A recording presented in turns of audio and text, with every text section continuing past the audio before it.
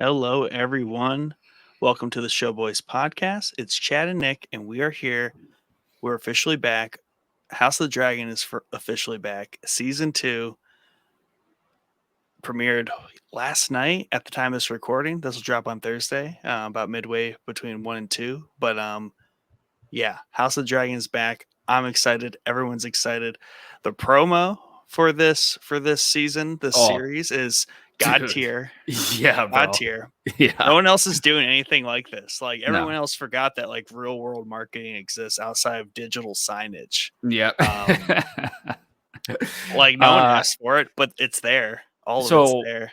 I was kind of tripping a little bit there because I don't know that like at the end of the episode, does it say this season on House of the Dragon?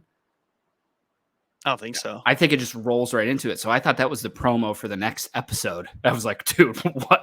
Like it's like it seemed like it was like 8 minutes long. I'm like, Yeah. what is going on in this next episode? Like this looks wild, but I think it was the whole season. Yeah, correct. So Yeah. it was There's kind of that. Like, And they were doing that. They've been doing this for a while, but they have the banners around different cities hanging up, and then like just this weekend, I think on Saturday, I had to like stare at the different videos and images. So I was like, is that real? It looks fake, but it's like that Yeah. giant inflatable dragon on the Empire State Building, like wrapped around the top of it.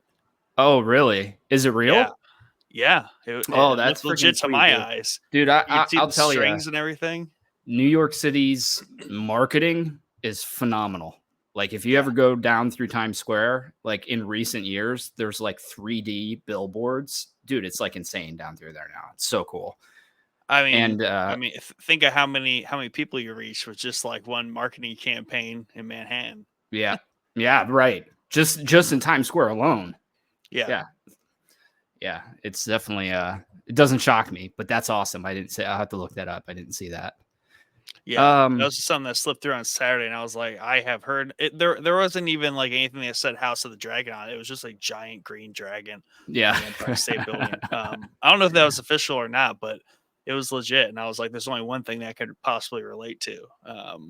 I would imagine you would have to have some sort of pull. Oh, that's massive. To get something up onto the Empire State Building. You know what I mean? Yeah, like huge. it's not. This isn't like Dungeons and Dragons new expansion that's coming out that they're teasing on the Empire State Building. I think HBO is maybe one of the few that has the pull to get something wrapped around the tip of the Empire State Building. Yeah. What do we want to do? Like our initial thoughts first, or we want to go through the episode? How do we want to do it? I was probably just gonna like rip through the episode. Yeah, because there's a lot. You know, I didn't expect there to be any battles in this episode. I definitely expected the castle intrigue. So shame to all the the article bots out there that are just like, this is as confusing and boring as ever. It's like, no, you're not a real person. There's no way possible.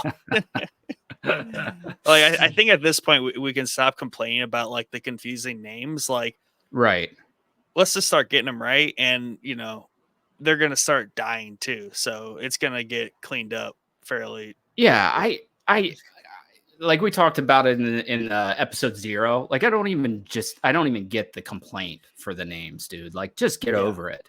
Get over it. They're not that bad. They're really not.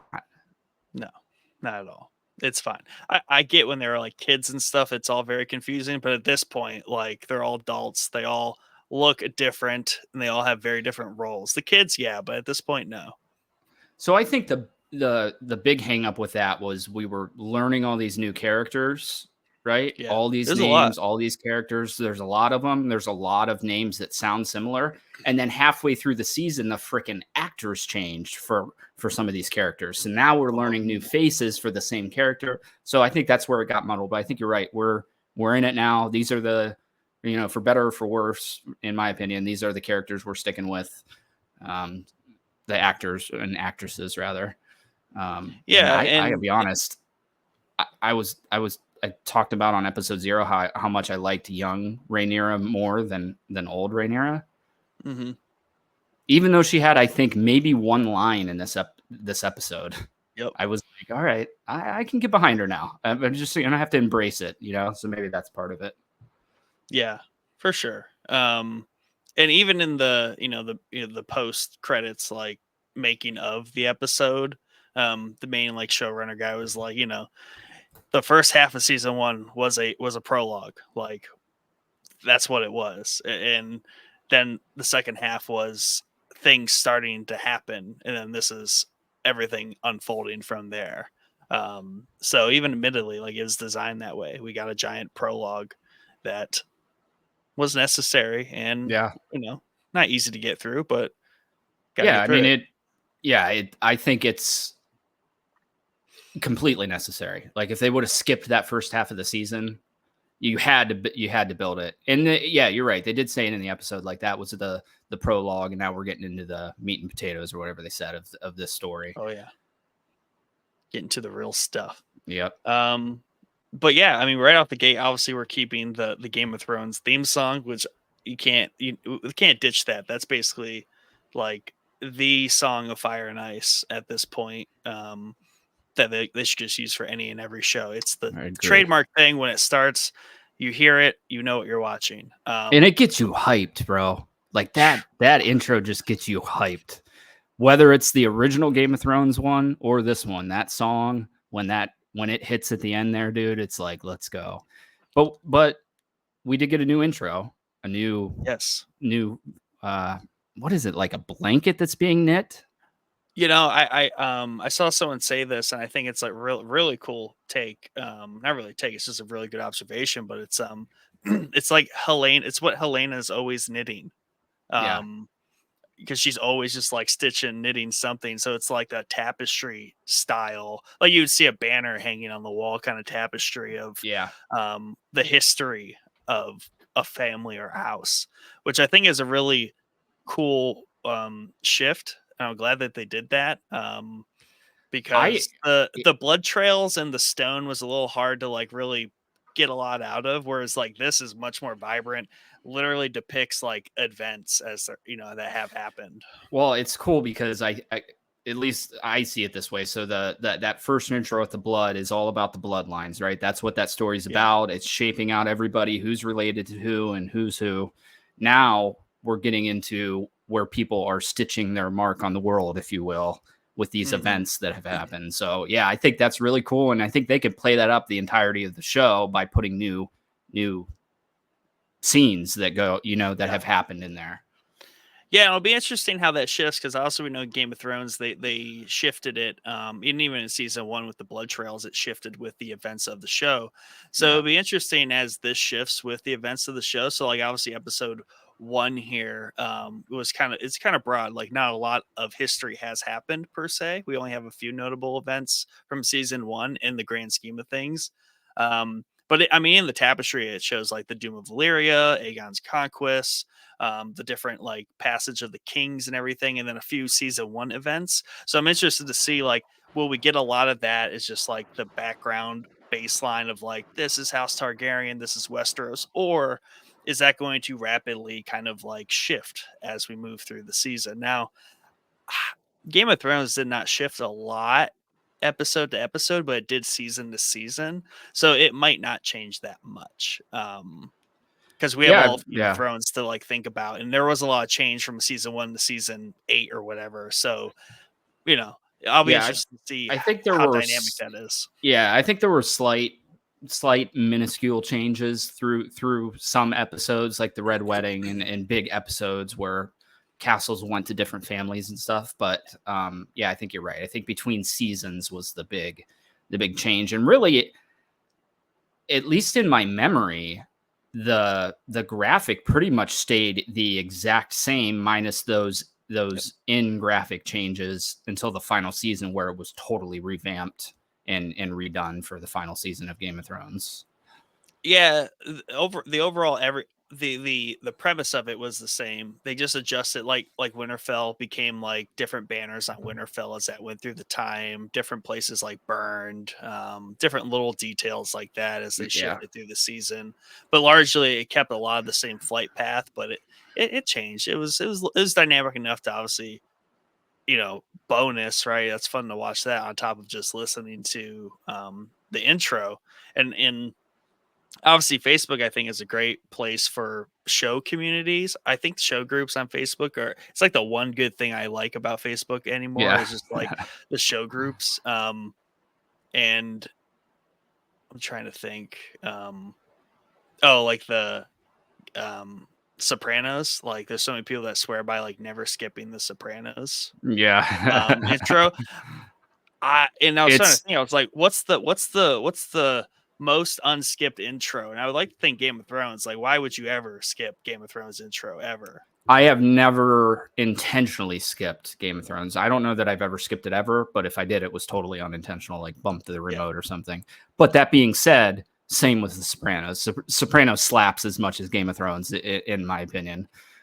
Just that whole car ride is just cool, when he's smoking the cigar and hitting the freaking tolls and stuff on the New Jersey Turnpike. It's just cool, dude. So yeah, I'm glad that we kept the song. We talked about it in season 1. I'm glad the song is the same because it would have been a disservice to the show to try to do a new song that wasn't going to slap as much. And did it have a different song in the beginning, first 2 episodes or something?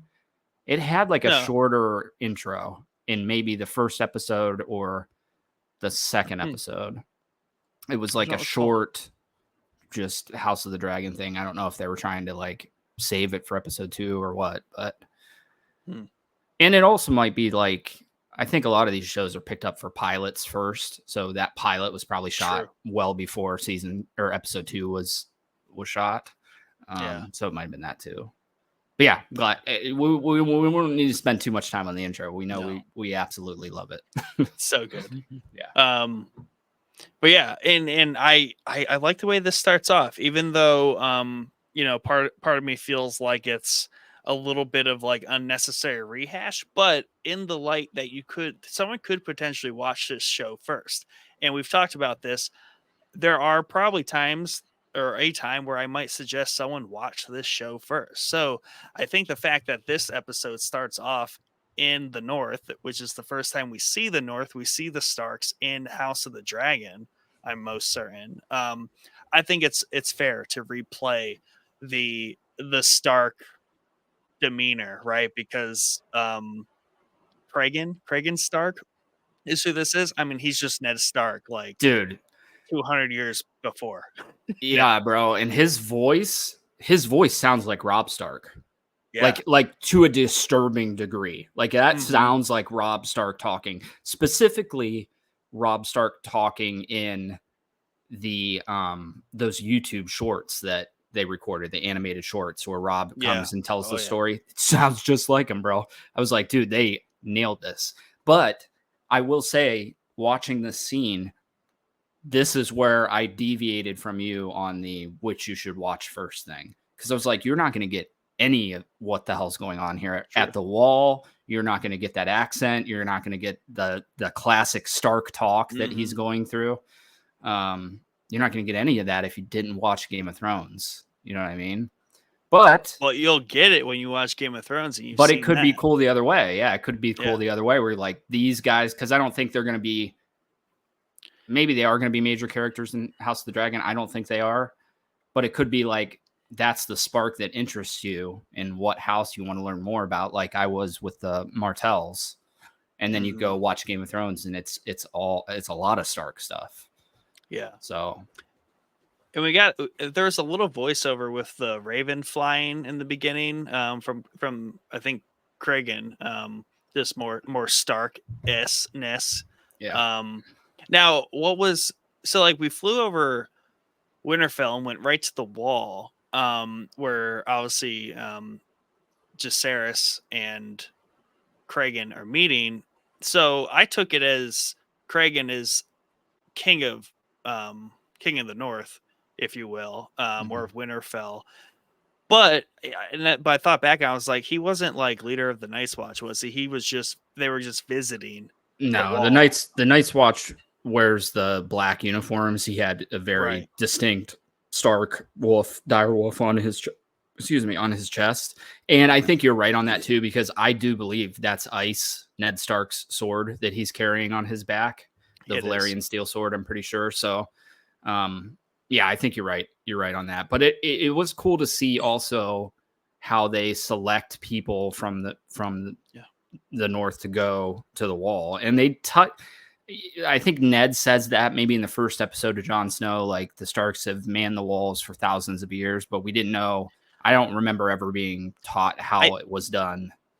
Yeah, I think that was the first time in the show they explained the idea that the Starks sent like 10 of their own, irregardless of any crimes or debauchery. They typically send criminals and stuff. So that was kind of new, right? And it Yeah. explains, not that we needed it, but it explains why John went, right? John wasn't just going because he was the bastard and needed a lot in life. He was fulfilling a duty. So it was cool that we just got a little bit of exposition there that we hadn't had before. Yeah. And not to mention, like, I was just like hyped that they started the episode in the north because Yeah. we were talking about it episode 0 because you saw the wall in the trailer. So I was Yeah. like, when's that going to pop up? And I think honestly, this is probably going to be like a throwaway scene. Like, I don't think we're going to be spending too much time up there, but it was still really cool. And they absolutely nailed the Stark vibe, dude. Like, nailed the Stark vibe through and through. Yeah. Yeah. And also what the showrunner said kind of in the post, episode bit was, they wanted Jacaerys to be like far away to where he would receive this news in a much more delayed fashion to let it hit a little harder. Because that's Kragan promises their graybeards, they're elderly because he's basically explaining we can't leave the wall undefended. Jacaerys is like, what, weather and savages, and he's like, no, literally death itself. Very ominous, and you could tell Jacaerys like really felt that too, looking out over the north. That I felt like he connected with what Kragan was trying to explain when he finally saw beyond the wall. So now I'm kind of thinking, does the Night's Watch exist yet? Is this because why? So to imply that you're not going to send any of the Starks south to fight this war because you need them on the wall implies that the Starks alone are manning the wall, not the Night's Watch. And that would also explain why he's even in that scene at the wall. So Yeah. maybe you're right. Yeah, maybe you're right. Maybe he's not maybe the Night's Watch. I mean, I think the Night's Watch in this You make a good point universe. because it's weird that he would be promising any Night's Watch because that was the sole purpose of the Night's Watch, was to remain at the wall no matter what. So it is interesting that he does note that I can't send my men. Why wouldn't he? Why can't you send your Stark men to help in the Right. south when they have to defend the wall? So I don't know. Well, but also though, during Game of Thrones, the Night's Watch was like the only remaining force that manned the wall because they had to. Perhaps this was a period of time where the Starks both had the Night's Watch that maintained everything, but then also still contributed forces to maintain all three Yeah, castles. And there's more than that. There's like 10 castles along the wall. there's Yeah. several castles. By the time Game of Thrones rolls around, a lot of them are dilapidated It's and like one and a abandoned. half. Yeah, Yeah. So that would make sense that if the does. Starks are contributed to manning all 10 walls or all 10 castles along the wall. So I think maybe that makes a little bit more sense. Yeah, But the punchline is, Kragan is on Team Black, promises some graybeards, but they'll fight well. They'll fight like Northerners. yep. But then also we get word of Luke's death, Lucerys's death from Aemond at the end of episode 1, which directly takes us to Dragonstone. And fun new added element of Dragonstone is the dragon parking garage, I'll Yeah. just call it, which is awesome to see. That I think that's completely new. I had not seen that yet. But we get a really cool scene here with Princess Rhaenys and Damon kind of coming shoulder to shoulder here as they kind of pass each other. She gets back from kind of patrolling the blockade. The Valerians have a large blockade set up all along Westeros, trying to disrupt Team Green.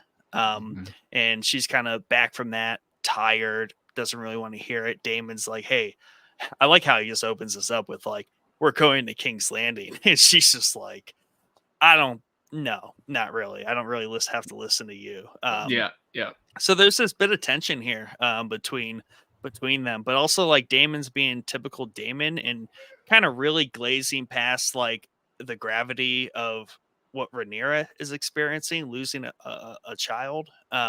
So he's like being super like dude about it and being like, we just got to go do the thing and get revenge, and she's grieving necessarily, and Rhaenys kind of tries to explain that to him, but ultimately she just kind of storms off, and he's just like, shit. yeah, yeah. I just think I mean, it is Damon being Damon, dude. He just wants to go fight. He wants to go kill Vagar, which is not something I think you can rush into. You know what I mean? Like, you're not just going to Right. roll up and kill this thing. That thing is massive. Biggest dragon by a long stretch in the show. And I think the second biggest dragon in Game of Thrones lore. So that's going to need a little bit more planning there, David. You can't just roll up to King's Landing and try to kill this thing. It's going to end poorly for you. Yeah, and I like that he in that very brief dialogue just like level sets that like Vagar, remember everyone, Vagar is a big problem. And like he's just saying like this is a big problem for our situation. And like that's what my primary focus is. Plus he has a little bit of bad blood there for all the reasons, but also his daughter was supposed to have Vagar. So he's got a lot of angst to go get Yeah. Vagar. Yeah. Right, And he rightfully should. so. Yeah. Rightfully Yeah. so. But, you maybe have to take a step back Yeah. and And look he even look at this. pulls that's like an order or whatever. And she's just Yeah. like, yeah, whatever. I Yeah. I Whatever. could I could not catch quite what she said. Something about like if you were the king, or I didn't It's quite a catch what. shame you're not the queen Oh, or okay. something like that. Yeah. Okay. Yeah, I mean, I get where he's coming from, and I get where she's coming from too. Like, she is a much more of an analytical character. She had Yeah. the opportunity in season 1 to just squash this whole thing right out the gate, And he right when called her out on Aegon is that. taken over, and she just dipped. So she could have Yeah. ended it right there, and he does call her out. Uh, Maybe later in the episode, or is it this No, conversation? I think it's right there because he blames her for not finishing Aegon, but also says like that's why Luke is dead. Yeah, like if you wouldn't have done all that, like we wouldn't have this problem right now. Right. Which I think she kind of brushes off because she know that's just like a stretch to like he's just trying to piss her off. Because they're just going head to head. But we have some tension here Yeah. in Team Black. We cut to Rhaenyra. We see where she is, and we kind of get at this point that she's been gone for like 3 days in some nonsense. So Damon's trying to act as like king in her stead. But she's just like on the beach, just staring at Storm's End, where her son died. And she's trying to reconcile all of that. So the first half of the episode definitely has a lot of kind of like, hey, FYI, this is where we're at with everybody. Because like we really just get that, and then like we cut away to House Valerian. Yeah. I do believe, Yep. and we are, we're on the docks of Driftmark, which is cool to see. You see Driftmark in the distance. They're down at the docks. Lord Koros is injured. I forget exactly. He was in. Basically, they lost a sea battle. I do believe. Yep. Yep. He went through a couple injuries in season 1, and one that it seemed like he was on his deathbed Yeah, and that's then right. recovered from. But yeah, he was pulled out of the water during a sea battle. And I think they Yeah. mentioned it here too. And that's the guy that rescued him, right? Yep. So yeah, he's talking with Alan, he's a ship worker, and Alan is the sailor that pulled him out of the water. So they have a little bit of a bond there, respect thing going. And I didn't pick up on this. This is just like a note from the internet from people who have read the story. They do mention Adam Valerian which is a prominent character that will come up. So there's a little bit of foreshadowing there. I don't know what it means, but it will come into play. But this was probably my single favorite part of the episode. Is did you recognize the voice of Alan, or the actor that was playing Alan here on the docks? Instantly was like, there's no way. And it is, because there's only one person with Bayek's voice from Assassin's Creed. Oh, is it Bayek? Oh, It's Bayek, wow. dude. Wow, that's crazy. I was blown away. I was didn't like, notice dude. that. I didn't pick up on that at all. And I'm usually pretty good at I know. voices like that. Brady and I are both really good at picking up on voices, but I did not pick that up. Go back and great. watch that scene with that in mind. You're like, whoa. Yeah. I was like, That's it's cool. live action Bayek. This is so awesome. Such a distinct voice. And I didn't really see many other places pick up on that. Everyone's just like, oh yeah, great voice, good actor from he was in Dance of Wolves, Raised by Wolves on Raised by Wolves. yeah, he was in there. But like not very many people was like, he's Bayek. Like that's the important note in my mind. Speaking of not to get on a total side tangent, have you ever watched Dances with Wolves?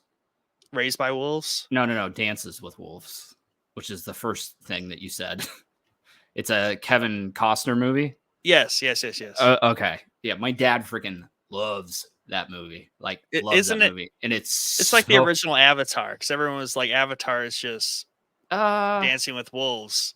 Maybe same story. Premise. Yeah, it might be. Yeah, maybe same story. Yeah, I don't know. Maybe if I went back, so there are a lot of movies I hated when I was a kid, right? Yeah. That I now love as an adult. So maybe if I rewatched it now as an adult, but like trying to watch that shit as a kid, first off, it's like aggressively long and very like slow and boring. Yeah, it's very slow and boring. But maybe if I went back and watched it. Sorry, I didn't want to get on Top Gun. Is Top Gun a movie like that for you? So I loved Top Gun when I was a kid. Same. Can't get behind it as an adult. I can get behind the sequel. The sequel's badass, but going back and trying to because I tried to watch it after Maverick. Just couldn't get into it, man. I don't know. Which sucks because I love that movie. Yeah, I just have fond memories of the surround sound. My dad would just crank the surround sound, and we just really watched the intro and then the rest of the movie. But like the starting to that movie is just legendary. So good, yeah. Anyway, through all that shenanigans, we kind of really start to dig into some political intrigue. And if this is not what you like about Westeros, this is probably not the episode for you. So you could probably just wait till there's more dragon fights and dragon fire, because we get a ton of political intrigue, castle talk, and all that stuff, which I really enjoy, because like if you really listen to what they're talking about and understand and know all the references, like there's legit like a map of like crap that is like unfolding here. And I think the biggest takeaway from everyone's discussions is, what are we going to do about the Riverlands? That really seems to be the top of everyone's mind. Harrenhal, the river, which burned, by the way, in last season. Harrenhal, Riverlands, and all of that. So that's both teams' like current objective, and I believe that's where we're headed very soon. Yeah, and that should be our first like conflict. I agree. Yeah, if I were to take a guess, because there was a lot of hints at that being what it is without anyone saying that's what it is. Yeah. I think that's definitely where we're heading first. It does seem like even in Game of Thrones, like that was an important part of the map, right? Like that. And does it sit like somewhere in the middle? It's right in the middle. It is it's probably like the narrowest part of it, but also it's the only way to effectively get between the north and the south, for first off, with the bridge castle situation over the river. Right. And I think where there isn't a river and you could technically go around is the Vale, which is just straight mountains and sucks to like move through. So it's like the Vale and the Reach,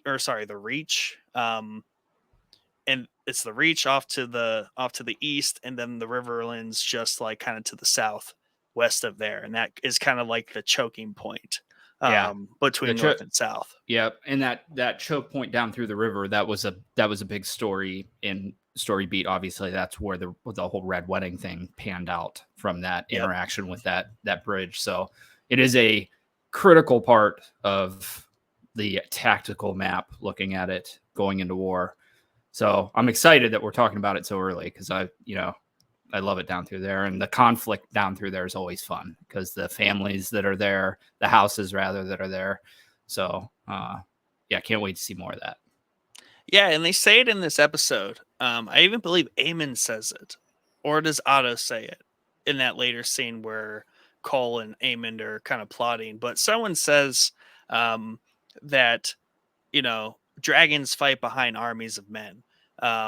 So it's like, I'm really, as much as I love dragons and want all that the pop off, I do still want to see some traditional like sieges, battles, or at least the intentions of it, right? Game of Thrones, they've always kind of shied away from a lot of big battles on screen. They always kind of cut to the end sort of thing. But even if there's that, like I want to see more house movement on the map, and still traditional battles supported by dragon carnage. Yeah, I think you're going to get that. I think you're going to get that because even now you can see the hesitance to use the dragons from both sides, really. Like there are people, obviously Aemon wants to just go wreck everything with his dragon, right? But there are people in his camp that are saying no, and same with the other side. And I like that because, yeah, could they end this immediately? Yeah, they could roll right up to King's Landing, have a huge dragon battle, melt the entire city, but that's not. It's the same thing that Daenerys, for at least a good portion of the show, didn't want to do. She didn't want to rule over ashes, right? Unfortunately, she ended up rolling over ashes at the end, but yeah, and it's unfortunate, and that's why they all hate this situation, is because they are, it's dragon on dragon warfare, which they have always tried to avoid, because if you just be dragon versus everyone else, you don't risk losing dragons. So like you right. also don't want to go through this war, win, and not have any dragons because they all died, because then Yep. that's the whole power thing. But I also love several mentions of strategic use of dragons as like kind of queen pieces on the map, on the chessboard, because they Vagar can't just go torch everything, because Vagar's protecting King's Landing from anything, right? So King's Landing kind of has like has a do not touch zone, right? Vagar's there, right? So you can't take Vagar away from King's Landing because that leaves it vulnerable. Meanwhile, on Team Black, the Veil or the Reach, I get those two so confused. They have agreed to join Team Black in exchange for a dragon to guard the Reach, which quickly you run out of dragons to play war with. So they are very much a defensive piece as much as they are an offensive piece, which makes them kind of like a nuke. Like 100%. Yeah, 100%. And I think that there's a chance that dragon eggs are going to become a big bargaining deal through the show. And I hope they play it up. I hope they play it up like that, because that's a cool thing to, who's going to get the most dragons and what are you going to do to get those dragons? Talk about stock market play. Like, guys, I know dragon eggs are expensive. They're like the most expensive thing, but we really should buy one because they're about to skyrocket. They're about to skyrocket. Yeah. It's like buying Nvidia stock today. Like, I'm pretty sure it's going to keep going up infinitely. Right. Yeah, man. I do really appreciate the hesitance to use the dragons, even though they're in abundance. And I also love the scene of Vagar flying around King's Landing where they're aiming at him and they're like freaking out, like, what dragon is that? They're like, oh, it's Vagar, stand down. Yeah. But the big bow and arrow thing, I don't know what they called it. They called it something. Ballista. So I remembered in Game of Thrones that being like a new invention that they came up with to fight the dragons. Mm-hmm. But now here it is, hundreds of years in the past. Yeah. So the way we need to think about Game of Thrones Game of Thrones is sort of like a dark age. Like this is more of a high point in time. Just like we saw with the tournaments and the very like peacefulness of the first season. This is like a higher point in society in Westeros, right? So into Game of Thrones, like everything kind of has degraded. Whether it's the manning of the wall, um, generally just the functioning of everything, you'll see that. So it's kind of like a dark, not a dark age, but it's definitely gone down. And I even believe what's his face in Game of Thrones cited it as something that they used to use back in the day. And it was kind of like a lost technology. Gotcha. Yeah, I like that element. I like that element. Because Now as that I soon know as it. Now that I yeah, know that. because as soon as all the dragons were gone, you don't There's really no need need. ballistas anymore. Yeah. Because they're not hyper effective against like armies per se. Like we obviously use them in our history, but like in Westeros, like ballista or like catapult. Well, ballista's Yeah. a good dragon defense, but there's no dragon, so we'll just focus on catapults. Yeah. So So the queen, and I can't remember her name, Aegon's wife, Helena. Helena. She makes another prediction here, like she did in the first season about Aemon losing his eye, talking about the caterpillar or whatever it was. She makes one here early in the episode where Aegon comes looking for, and I don't even know his kids' names. Do we even know his kids' names? I don't know that they existed, did they? They didn't exist in season 1. No, they do. It's Jaehaerys. Did they? Jaehaerys? Yeah. Okay. So he comes looking for him, and she says something along the lines like, I'm scared. And he's like, don't be scared. She's like, I'm not scared of what you're talking about. I'm scared of the rats. And that plays into the end part of the episode. I'm like, this bitch just predicts everything, man. We're just going to listen to what she says, and we're going to get what's going to happen in this episode. Yeah, and that was so ominous and creepy. And like he even plays it off like the queen, like her mind, like she's a little off. But I was like, dude, like she's talking about something like really serious there. Like, yeah, I mean, she's only had maybe a couple speaking parts, and maybe all of them have predicted something that happened either later in the episode or later in the season. So she definitely reminds me of Luna Lovegood from Harry Potter. If you're a Harry Potter familiarity is there, but like just that creepy, like monotone, like not present but very intelligent character. So she actually reminds me of a character from Game of Thrones, and I cannot place. Oh, she reminds me of the witch that Cersei goes to see in the woods, the way that she talks in that like riddle form. You know what I mean? That's when she said that, I was like, that sounds like the witch saying some sort of prediction in Game of Thrones. That's what I thought. That's a callback. That's a deep cut there. Yeah. It's like one throw off scene in like season 4. Yeah. It's the opener for I think like a finale or something. Yeah.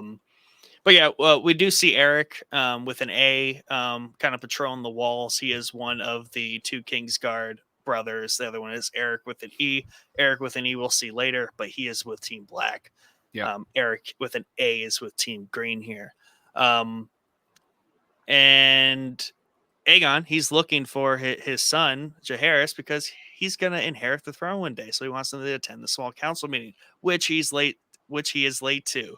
But he's also not the only person late to the small council meeting. Alicent's also late to the small council meeting. But why? Because she's still banging Kristen Cole, that douchebag. She just cannot stay away from him. So any redeeming qualities Alicent ever gets in the show are always just taken away when she bangs that douchebag. Did she bang him in season 1?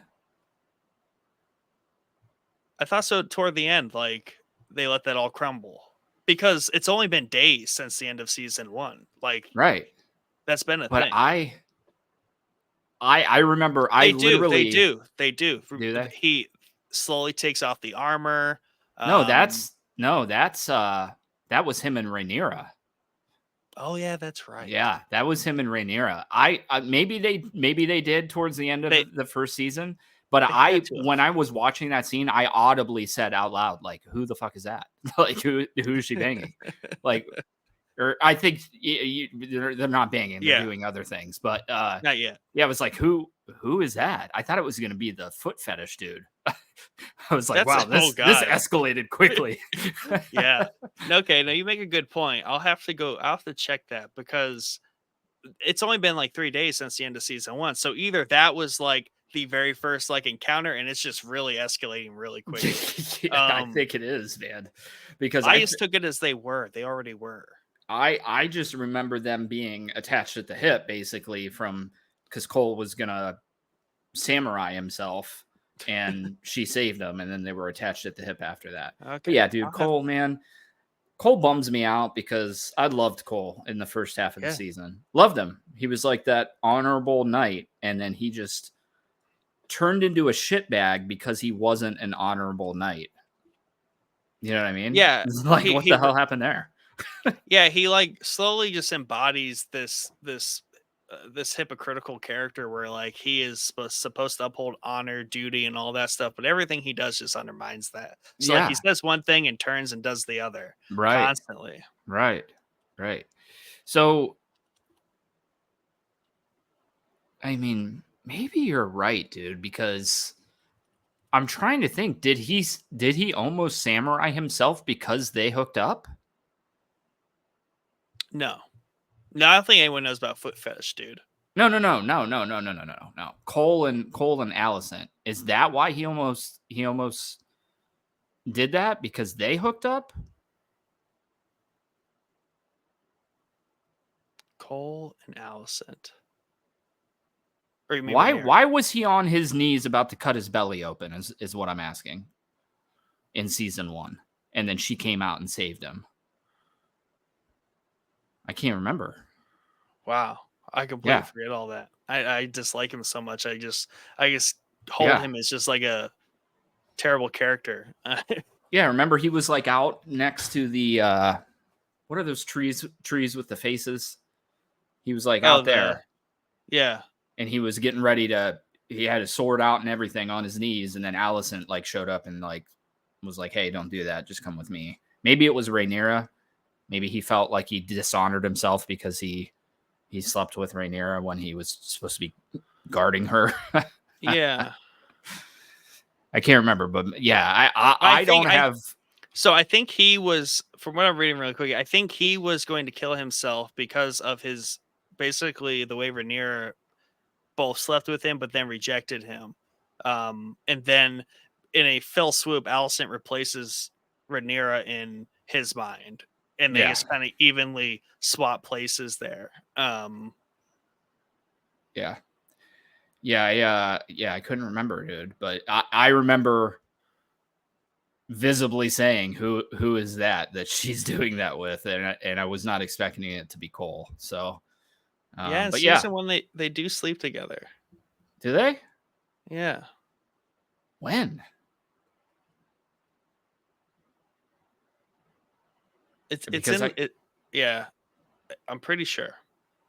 I don't. Yeah, I don't remember. Maybe they do. I mean, it's been what 2 years since I watched House Yeah, of it's the been 2 Dragon. So, years. so Anyway, yeah. they're doing the deed now. They're doing the Yeah, they deed are now. now. They are now. So it's irrelevant what happened before, I guess. Yeah. And Otto knows. He must know everything 'cause he side eyes them as they walk into the room. Hmm. But he's also side eyeing Aegon because he's being Aegon about things. And Aegon is again the Joffrey of this series because he's well acted. He is a despicable character, but he's very fun to watch and like because of that unpredictability about him. And Yeah. I love how I don't know if it's the actor and the writing or a combination of all of it, but they're able to do this and it not just be a Joffrey either. Like he's sick and twisted a little bit, but like he's not quite Joffrey at all. No, yeah, yeah. I think there's a lot of major differences with him and Joffrey. I think Yeah. he feels more like a teenage kid who's hanging out with his buddies. He's on this Yeah. throne, and that's proven with the I want to call it requests because I'm playing Pale Beyond right now. So the request scene where people are coming up and talking to him, Otto is actually able to make him change his mind. And that would have never happened with Joffrey. And it was shot down multiple times from Joffrey's point of view, where Tywin tried to make him change his mind. And a lot of people did. But Aegon was pretty quickly and easily manhandled by Otto. Yeah, that's because Joffrey was like a sociopath and also a very antisocial one at that too. And maybe that is a hallmark of a sociopath. But Aegon here is a more of a social creature. He loves his brother. He loves his children. He is probably relatively a good father, except the fact that he wants his children to emulate him a little bit more than they do because they're a little bit more like their mother.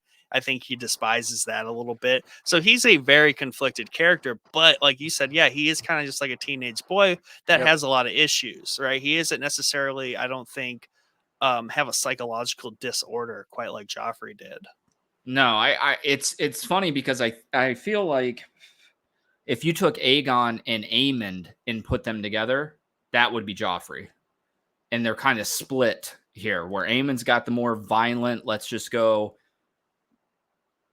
to war, let's just use the dragons vibe. And Aegon's just the drunken hot mess side of Joffrey. You know what I mean? Like the bratty teenager side of Joffrey before he really became Joffrey, you know? Right. Yeah. But really good character. I will agree with you. Yeah, very well acted. Very well acted in this episode. I wasn't sold on them in season 1, especially Aegon. Just didn't. Aegon was not good season 1. He's really good now as king. Great. He was lost in season 1, so he was kind of like the lost teenager in the shadow of his cooler brother. But now he's kind of king, and he's kind of like cool now.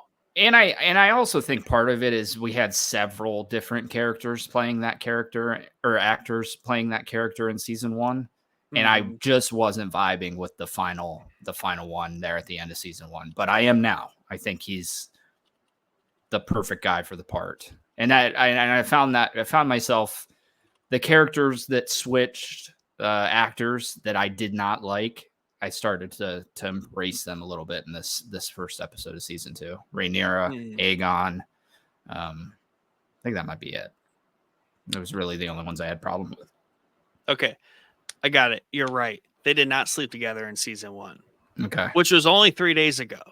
Yeah, which was only 3 days ago. Yeah, right. Yeah. So that's my confusion. Is I was just like, I did not expect 3 days to happen. But what I am kind of reading here on the side is like their sexual relationship is really rooted in how they both feel for Rhaenyra.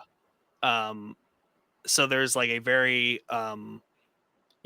psychological undertone as to why this is unfolding. Oh yeah, for sure, because they I don't know where they both love her and they both hate her. Yeah. There's hate and love on both sides. And I don't even know if I can say that Alicent hates Rhaenyra. I think she deeply loves her, and she's the most sympathetic character for them. She's just surrounded by people who manipulate the crap out of her. Yeah. And you see that come out a little bit in this episode. And I'm excited for this because we talked about it in episode 0 where young Alicent was just a chess piece for her father to play through the entirety of that first half of the season. And then the character changed rapidly. We talked about her not picking her nails anymore. She's no longer fidgety. But she calls her dad out in this episode. And I was like, yeah, dude, like, let's go. Yeah. And, we can touch on that before wrapping like the small council meeting, because her and Otto after that do meet in like his chambers or the Hand's chambers, and like she does just kind of say like, hey, I don't like how you're undermining me. I don't like, and he's like, I didn't think of it that way. And I was like, whoa, like I'm like, Otto's taking like some modern classes in like empathy and how to deal with like millennials or something. He's like, I did not see it that way. You are totally right, daughter. I don't know if that's just more manipulation on his part, but he did seem sincere. And then he's like, huh, yeah, you're kind of right. Like to be a team, I need to not undermine you because you need to help me keep these boys in line. Yeah. And that's a cool part. And I'm sorry, we're gonna draw parallels to Game of Thrones characters. It's just gonna happen with all the characters in House of the Dragon. You're just gonna have to get over it. So Otto is through and through in my mind Tywin of this time, right? But he doesn't have a lot of the characteristics that Tywin had. Tywin would have never taken that from Cersei. Never, under any circumstances, it would have been shot down. He didn't have much wiggle room with either of his kids, right? He would have been like, I get what you're saying, but listen here, my stupid daughter, you just don't get it. Yeah, exactly. And that's not the, and you might be right. Maybe Otto is playing this, maybe he's not sincere, but he's coming across as sincere. And the point that she makes is very valid, where she says, like, if Aegon constantly hears my voice being shut down, he will stop listening for it, or whatever she says elegantly.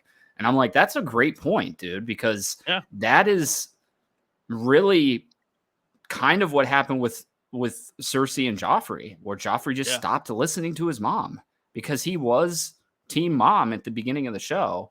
And then by watching her voice continuously be shut down by Tywin and everybody else, that voice lost any power. And that's really where the tragedy of that story took off, is he no longer listened to his mom, Yeah, and honestly, Otto and Allison, for as authentic as it is or not, and if that's actually going to play out as that scene suggested, it's the opposite of Tywin and Cersei, because Tywin and Cersei, for the life of them, could not get along and be on the same page to control Joffrey. So they both tried to influence and control Joffrey, but differently. And it ultimately all backfired in everyone's face because he listened to neither of them, because Tywin would be like, Cersei, get your son like under control. And Cersei would be like, I can't. I can't. Can you? No. Yeah. So yeah, they're kind of like a very opposite but similar situation. As that whole setup. And I love, even though it's probably going to annoy people to do, but we have to draw parallels, right? Hey. And I think the parallels that are being drawn are cool because they're not, Otto is Tywin. This is this. There's Otto is a little bit of Tywin. He's a little bit of maybe Littlefinger. There's a lot of different character development going on here early in season 2. So I'm excited to see where we go. Yeah. But a little bit of like a few notes from the small council. They're awaiting confirmation from the Starks. We know as the viewers that's not going to happen.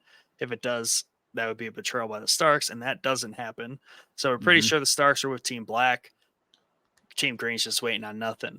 They do have support from House Baratheon, which is where Aemon went and Luke died, down there in the Stormlands. House Lannister obviously sitting there at the table. But we theorized in episode 0 that might be a flipping situation. And what supports our theory there that potentially could be the house that does flip is that Aegon is really pissing off the Lannister sitting there. I forget his name. But Tyland, I think. Tyland Lannister is his son there. Like, he basically tells him like he wants a pony ride and you're the pony. Yeah, dude. Yeah. I was like, what, bro? Like, and he took it on the chin too. Like, he like smiled and was like, oh yeah, like sure. And Allison had to step in and be like, don't know if you know this or not, but we don't have time for pony rides. We're in the middle of trying to figure out the war. But yeah, dude, he was like kind of getting, so that theory from episode 0 that we discussed is holding a little water currently here. Yeah. I was really happy to see that. Because we know at least, I don't think the Lannisters are going to take many interactions like that. No, they're too rich to be kind of. He's master of coin. Maybe this is also the early days of the very rich Lannisters that will continuously get richer. Yeah.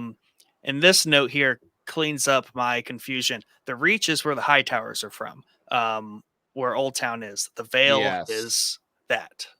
So Yep. That's cleared up. My Yeah. apologies. But yeah, and the Reach, obviously, they're sending troops from Old Town. At this point, Old Town was more than just where the Maesters studied, right? Old Town was a legit house. Yeah. That was the High Towers. Not in Game of Thrones, though. Not seen. Spoiler alert. I think they Yeah, might I don't. get wiped out.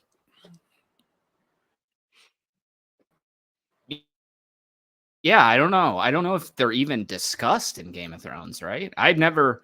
That's the only name so far I think that I have not heard. Well, the Valerians as well. I never Yeah.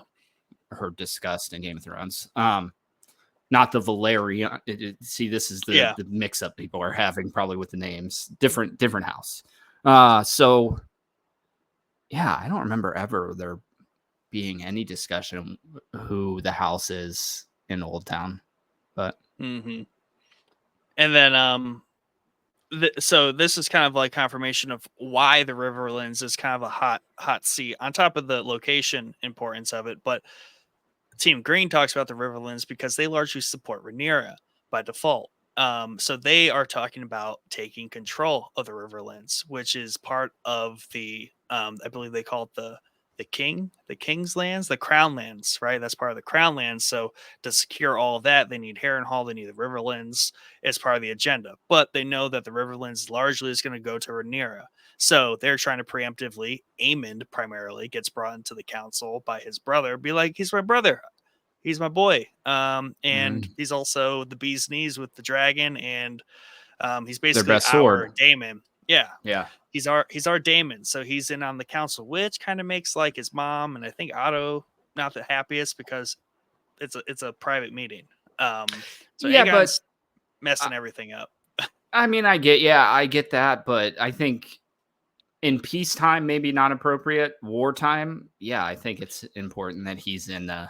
I mean, this dude is a major player. He's got Vhagar. He's the Yeah. best sword on that side. He needs to be in there.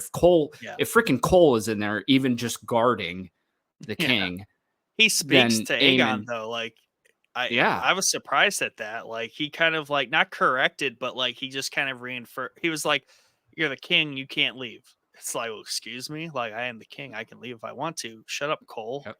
Yep. Douche. Like who asked you, dude? Like just stand Yeah, there. shut up, dude. Just stand there Like, and look cool. God. But also Alcyn is upset at Aemon because he currently has created what was potentially, Alcyn, and this is back to Otto's conversation with Alcyn, is Alcyn thought they could peacefully navigate this whole thing until Aemon accidentally kills, by being a dumb kid, Luke, right? Which is now sent Rhaenyra clearly off the deep end, as any mother would agree. Like, great, we just killed her son. I know how I would feel. This isn't going to end well. But Otto is also saying, hey, also, if we are on the same team and this is our ends to this game, you need to accept that like this isn't going to be pretty. And that's what Alcyn is currently struggling with. Yeah. Yeah, I think I was a little let down because I wanted to see what Aemon's story was going to be about this incident that happened at the end of season 1, because I didn't think he was going to come back and be like, I couldn't control Vhagar, and he took it. But we get really no context of what he told them, if it was an accident or if he did it on purpose. And I thought the way that panned out, that was going to be not a major part of season 2, but at least a snippet of season 2 is how he's selling this entire story. Maybe we'll get that later in the season. We're on episode 1. So yeah, I just took it as like he didn't claim responsibility for it. And he's just like, dragons, man, crazy. yeah. But I mean, he was visibly upset about it when it happened. I mean, he tried to control Vhagar, and you could see he was visibly upset looking back at the dragon falling down into the water. So yeah, I was just curious how he was going to come back and sell it. And I think we skipped kind of over that part. Yeah. And, as we're talking through the episode, I guess there are a few things, given that it's been 3 days, like a little bit extra context. Like, why are these two banging? Yeah. Why? Where's the explanation within 3 days of like, so what's the story, bro? Like just killing your cousin for no Right. reason Right. and a dragon. More importantly, like forget the kid. Like you just kill a dragon. Those things are Yeah. expensive. Yeah. Yeah. Killed your cousin and you wrecked the Lamborghini. Yeah. Why? Yeah. Not even Lamborghini. It's more expensive than that. Right. So yeah, Aegon's just like, yeah, let's just burn the Riverlands, and Cole's just like, let's not. You have to stay here. You're the king. Shut up. So they have that meeting. It was definitely not the worst small council meeting I've seen. No, not the It's pretty word. tame. It was. Shortly after, and I like this move. Obviously they're all walking through the halls, and Laris shows up, and he kind of steals the king's ear. And I guess I always think about these interactions is like there are all these very um, named, noted, and actual important people. Then there are these just master whisperers that um, kings just know that they are useful. And, Yeah. like not even the people in the small council often get the king's ear for like a moment privately on the balcony. And I was like, dang, dude, like you just kind of swooped in there and was like, hey, bro, that's your dad's hand. You can pick your own. Nudge, Yeah. nudge. Yeah. Yeah. We've seen how powerful these type of characters are. Oh, Okay. yeah. So yeah, it's very smart, even though this dude is significantly weirder than the ones that we've seen before. It is important. It is important for this guy to be around, especially in wartime. And I mean, there were major alliances set up by these types of characters in Game of Thrones. So I think he is a big X factor. But I'm curious, maybe Allison says, "Hey, dude, no more looking at my feet. I'm done. I'm done with this. This is weird. Like I have a boyfriend now. I have a boyfriend. You know about that. You're like, I got Yeah. a boyfriend. I have a boyfriend. I can't keep showing you my feet." And maybe he gets pissed off and goes to try to see Rhaenyra's feet. We never know. We never know. I'm just gonna throw this out there. There's gonna be a scene where Lord Laris just watches them. Like he's gonna be like, I'm just gonna stare at her feet while you do the thing. Cole. Yeah. That's all I want. But this is an interesting interaction because it's just an early seed of a very likely outcome where Aegon, how he's going to go about it, I'm not sure because he's still not a very strong, assertive character. How would he oust Otto? But there's the idea that Otto might once again not be the hand of the king, which is really disruptive for Team Green's like plans there. So we have both inner conflict on Team Black. We have inner conflict on Team Green. I'm kind of more worried about the Team Green conflict. I think the Yes. hothead Targaryens can figure their stuff out. Whereas, like, if Aegon's actively trying to like pick a new hand, Laris is doing his thing, Alicent and Otto are trying to, work together. It's gonna get messy for Team Green really quick. Yeah, because really, when you look at it, the conflicts are not comparable at all. Like, there's a lot of shit going on over on Team Green. Rhaenys and Daemon's interaction, that wasn't really even a conflict. That was just Rhaenys being Rhaenys and Daemon being Daemon. Yeah. There's a lot going on here in Team Green, far more than is going on currently in Team Black as far as the infighting between them. They're pretty unified over there so far.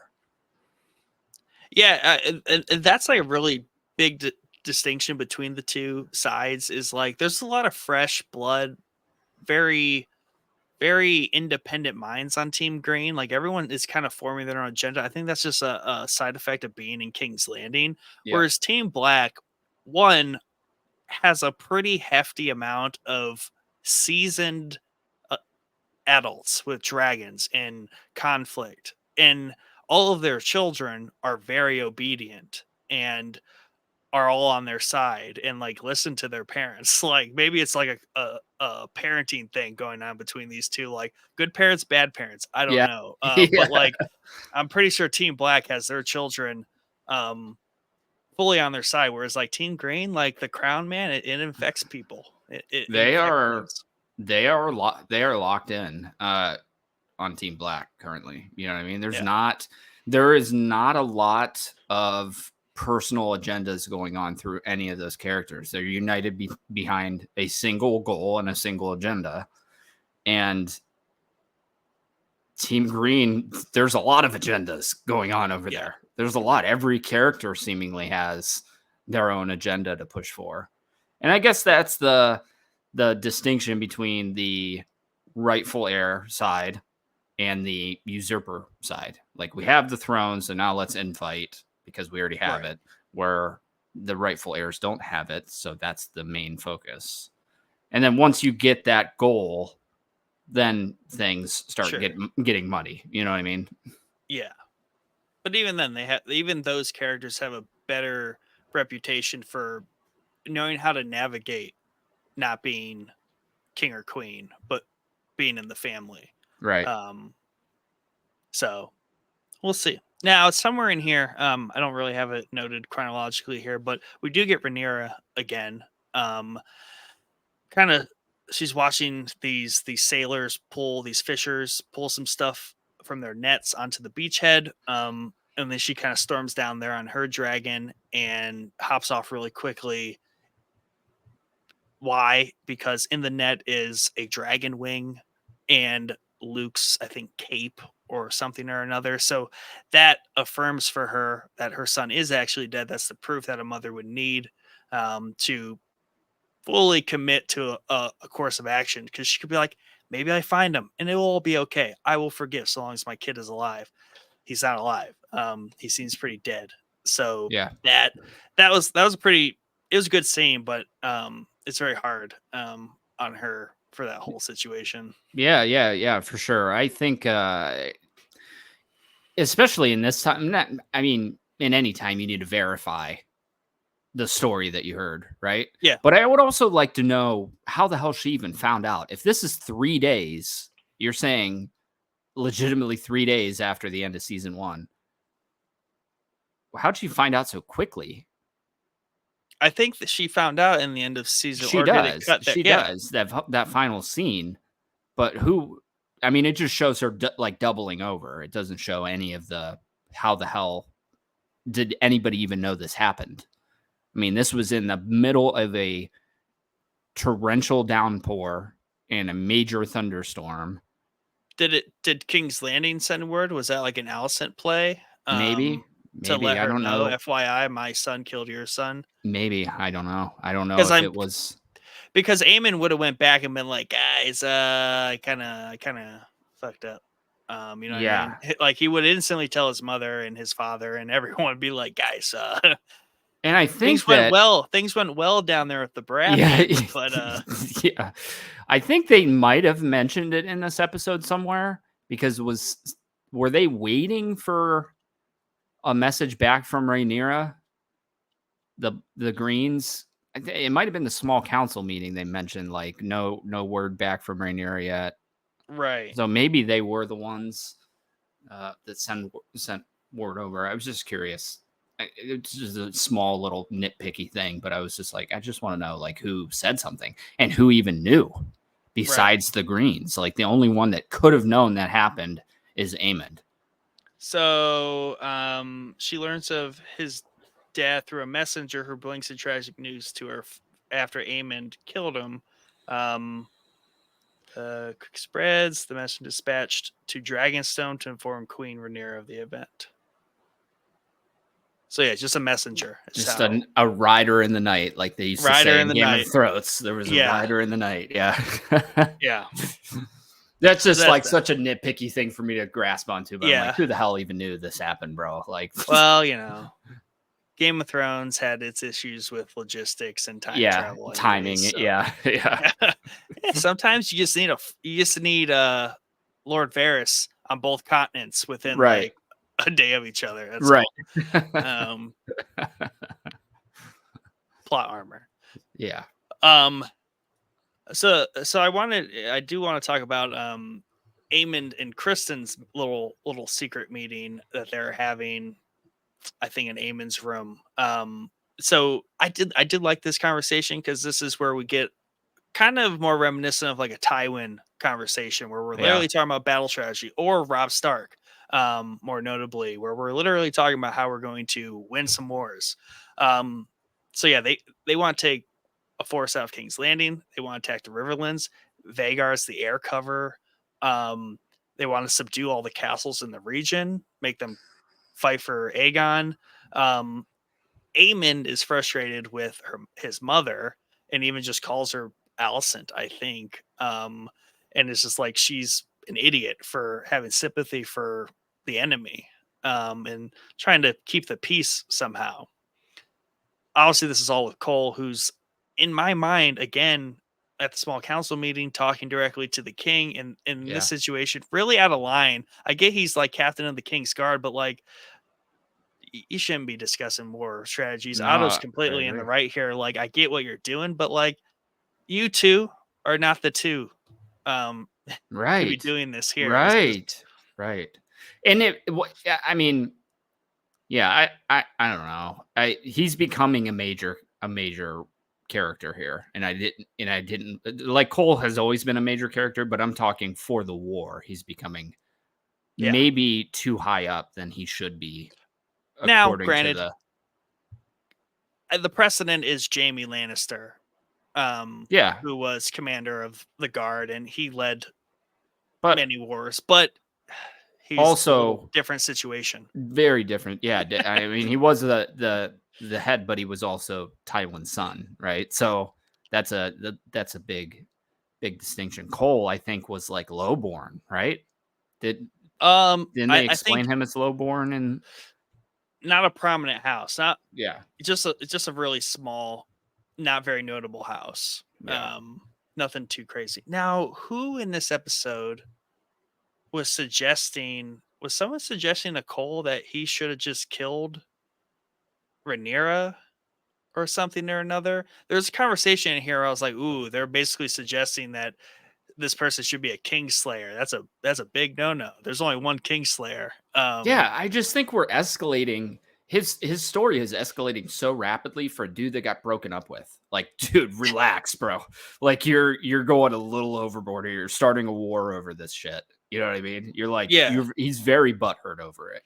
And that's why I don't know, maybe he does a snippet of him still loves Rhaenyra, but I think it's like bitter breakup type of deal. Like, I don't love you anymore. You broke my heart. Now I'm gonna murder everybody in your family and come after you. Like, it's yeah, just escalating a little too rapidly for my liking. yeah. So, but yeah, I'm glad Otto crashed their party and was just like, "Cole, get out. I need Yeah. to talk to the prince." And I mean, nothing really important of this conversation other than Otto was just like, "Dude, like, it's time, patience. Like, let's play this out." Yeah. Really just kind of explained to him like what the rest of them kind of knows. It's like, Aemon, chill out. Like, Well, it's we need just Vagar here.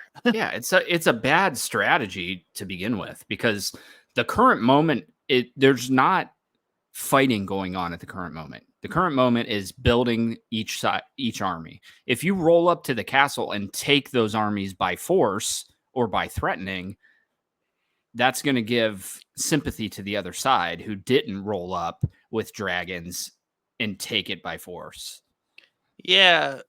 It's just a Okay. bad strat. Like he's just like he's not got a good head on him right now. Like he just wants to fight, and I get that, but you got to you got to move those chess pieces first, especially in this time where it's very important to have allegiances.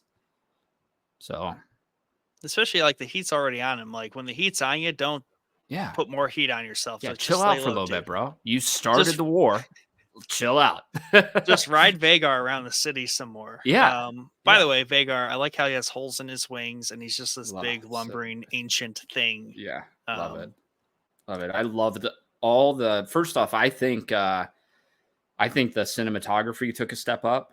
I think the visuals took a step up from season 1. Season 1 had that almost Shogun-esque grittiness to it, and that's seemingly gone so far in the second season. So I did appreciate that. But dude, some of the shots, I can't remember what shot it was, but it was like looking through a window of a castle and the Yes. dragons flying around in the back. I was like, dude, that's a sweet shot. Yeah. That was, I Yeah. think, Dragonstone. That was the Yeah. conversation that we're about to get to here.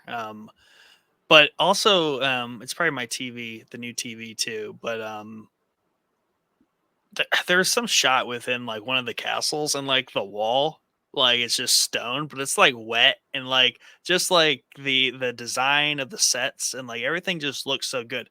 Yeah. And I was watching some of the like hype videos for the season, like the actors are talking about like the sets are big, like they built big sets for this stuff. Yeah. Like legit to scale, all that jazz. So it just looks really good. And I saw this scene, whatever it was, and I'm just like, see, like just take the film grain off of it, Shogun, and it'd Yeah. be gorgeous too. Yeah, absolutely. And it's you don't realize what goes into filming these shows, I think, until you actually see it. And the big eye opener for me was the documentary about the making of season 8 of Game of Thrones. I was like, dude, this is like intense work that they're putting into this. And Shogun too, the episodes of them making Shogun where they're freaking hand painting specific stitching on the clothing. I'm like, dude, that's like an immense amount of detail that they're hand painting specific pieces of stitching. Like that's Couldn't see insane. it. Yeah, you couldn't see it because it was but yeah, Completely dude, lost in post. and you completely lost in post. Yeah. And yeah, just watching like just the Long Night episode, the stuff that panned out around them recording that, and even hearing the actors talking about it being like freaking basic training basically for the military, filming that.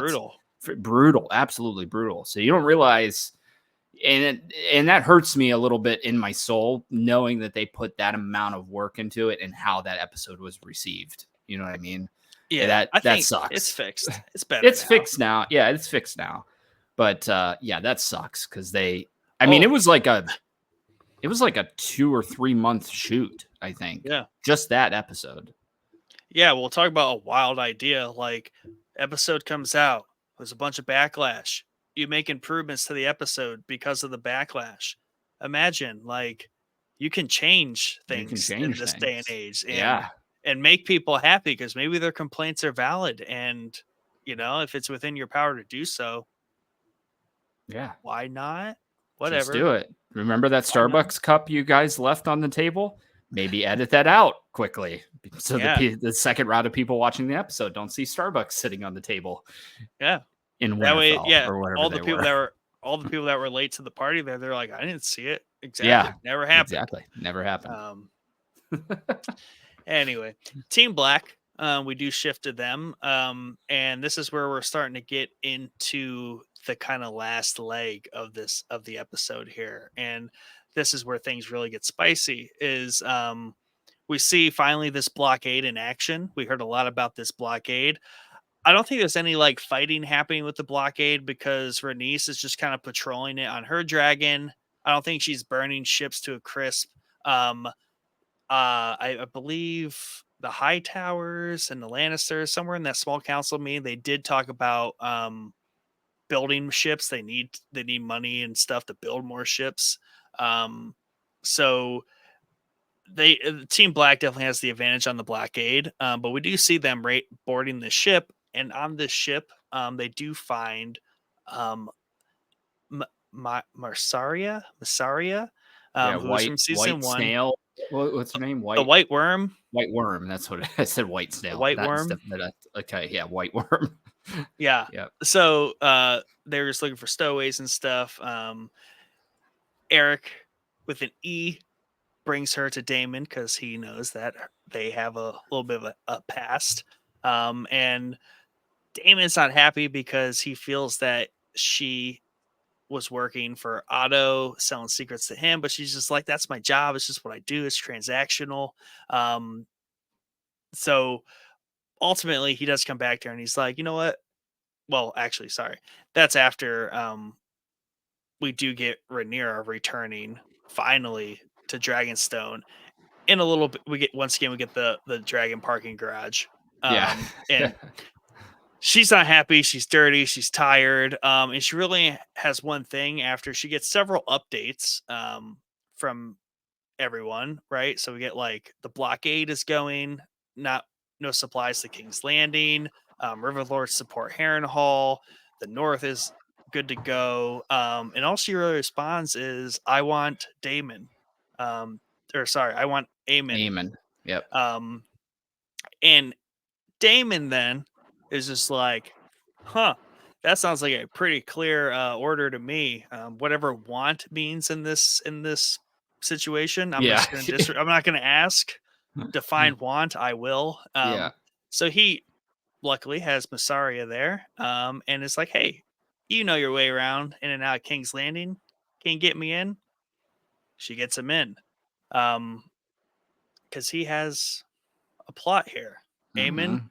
throwing on the cloak. He's going undercover like he likes to do. He's a vigilante. He's like Yeah. Batman. Yep. In Slaps that Westeros hood here. on. he, Slaps that he hood on, and he's unrecognizable. rich royal prince, drives the nicest car in the land, but hood on, Batman. I'm going to the streets, Yep. hitting up the streets of Gotham, and we're getting some stuff done. Might beat up a homeless person. I don't know. Yeah. So somewhere in there too, they're kind of like peppering us with scenes all the time. We do actually get a funeral for Luke, Jacaerys, right? Rhaenyra and Jacaerys. I think it's Jacaerys. Yeah. Yeah, Jacaerys. Yeah. But not to be confused with the son other- of The Aegon. other Jacaerys. Yeah. Different number of S's in there. So I do like that we do get a little bit of mourning. In parallel, Alicent somehow coincidentally is mourning him at the exact same time. Yeah. Mhm. That was very nice of her to get. I think they're exchanging like letters, her and Rhaenyra, pigeons, just saying, "Hey, the mourning is at this time. Be there." Yeah. Be there. Alicent was like, "So, what time are you mourning your son's death? I would really like to partake from a distance. Right. I'll Zoom you." So I thought that was interesting, but it was nice. I like that she was at the giant candle table, which I think is where the skull used to be of the dragon, which is now in Dragonstone.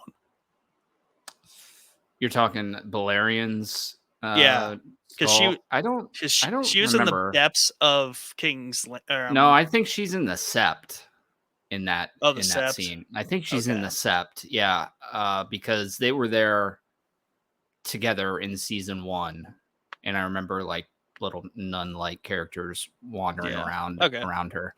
And yeah, I don't know if they ever really explained where his skull was. I think it's in the depths, like where all the other skulls were. Robert Baratheon put the other skulls in season or in the original show. Yeah. Once again, we get the painted table. Obviously, everyone's standing around it. I'm jumping back now to when Rhaenyra is in the room. Painted table always looks cool. But Daemon also, before plotting his "let's go get Aemon" plan, he was saying he was going to go secure the Riverlands. So we have Daemon planning to go there. We have Aemon wanting to go there. So I don't know. The conflict seems to be pointing in that direction in some shape or form. Two conflicts are pointing in that direction. Yeah. Both of them going there, and also Aemon and Daemon meeting at some point, and I can't fucking wait for that because it's coming. I can't wait. So yeah, the one thing that I did want to bring up, which I loved about him sneaking into King's Landing, he comes across like a gate that's locked, and there's a gold cloak there wandering the streets, and I don't know if he recognizes Daemon. I don't know if he does or not, but he basically is just like, fuck the high towers. I was like, I love that, dude. That not even these guys are on the high tower side. Well, Daemon has a lot of pull with the gold cloaks because he used to be commander. He started it. He started them. That's right. He started it. Kind of like the King's Landing FBI or whatever. Like, security really guards. were cracking down. But yeah, so I think it was a combination of like, oh look, it's our dude. It's Daemon. What's up, man? He's Yeah. like, I hear you're a reputable individual. It's like, fuck the high towers. But yeah, Um, love it. bag of cash. So yeah, sneaks him in, goes to talk to the rat keep. Do you call him a rat keeper or rat catcher? Rat catcher.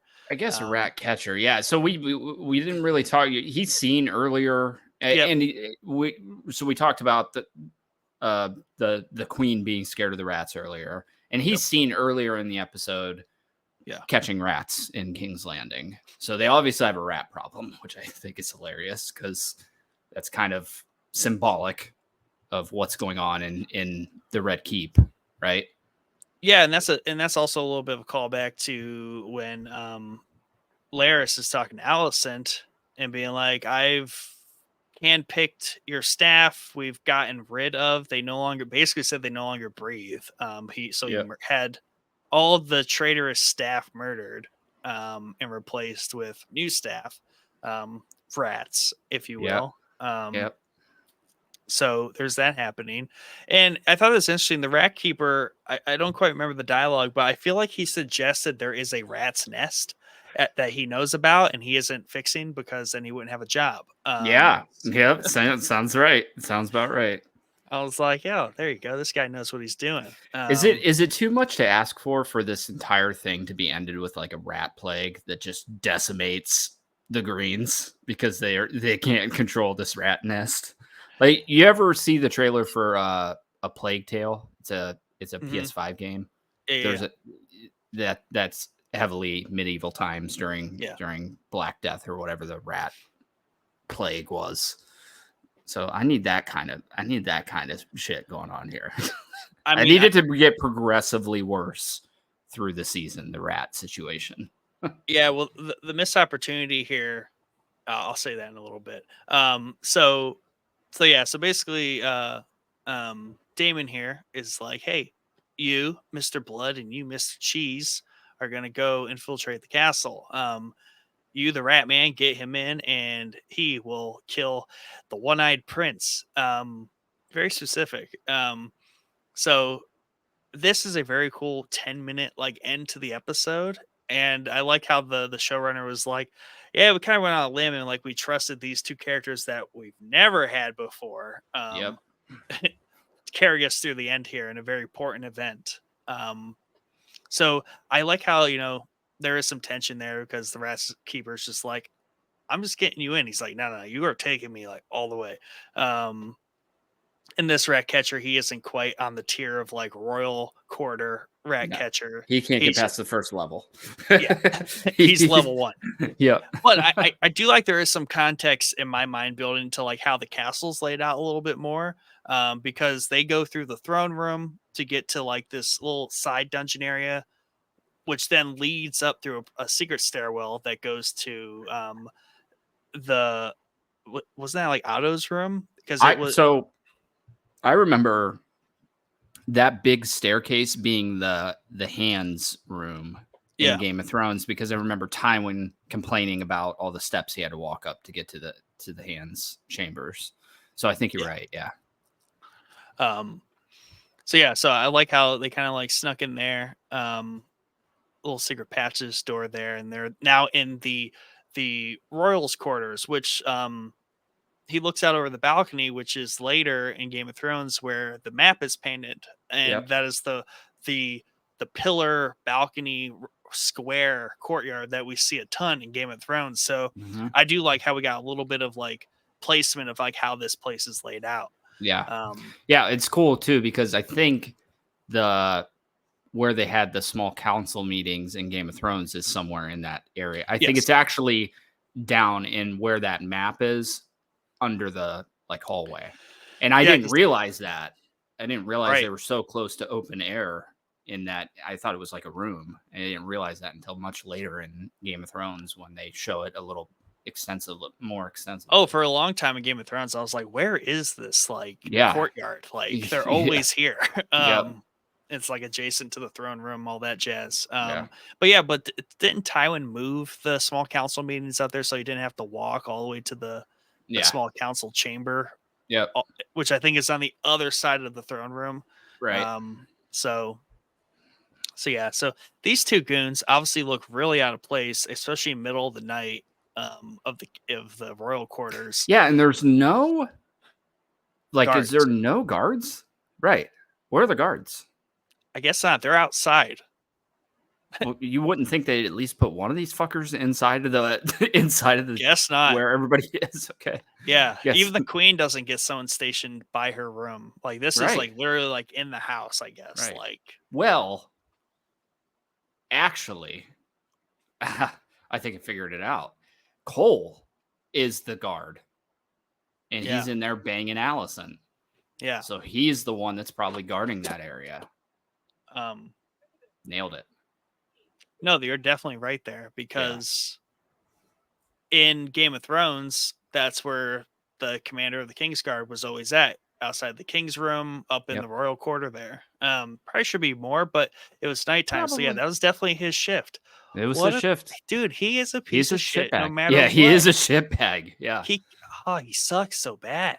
He's trying to relive that interaction with Rhaenyra, where she stripped his armor down, pulled him into the room, and stripped his armor down.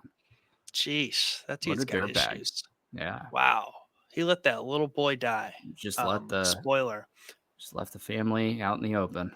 Yeah. And then, so these goons, he's like set a trap for appearances, and then he's just like gooning around, panics, pulls out his knife. Now he's walking around with a shiv, like in the royal quarter in the middle of the night. Like this isn't suspicious at all. Yeah, and I think it's like he goes to set that up, and then I don't know who it is. It's just like a throwaway character sees him, like a housekeeper sees him, and she dipped quick. By the way, like like pans, looks back, she's gone. Well, he was struggling with. Goes and chases her, gone. Yeah, like she could tell he could not set up that trap. She was like, 1, you're suspicious. 2, you don't know what you're doing. I'm gone. Like, this is like A, why are we catching rats at night? B, it's seemingly late at night, right? Why are you here so late at night? And I don't think they probably have rat problems up there, right? Rats are actually. There is a rat that's coming down the steps when they're going up the steps. So I guess maybe there are some up there, but so apparently, this, I have not read the books or anything, so I like having all this be brand new to me. This is very notable. There are people who thought this would happen in season 1, but they like that this season opens with it. And basically they capture Helena. Apparently in the books, they actually capture Alicent and tie her up and then get Helena.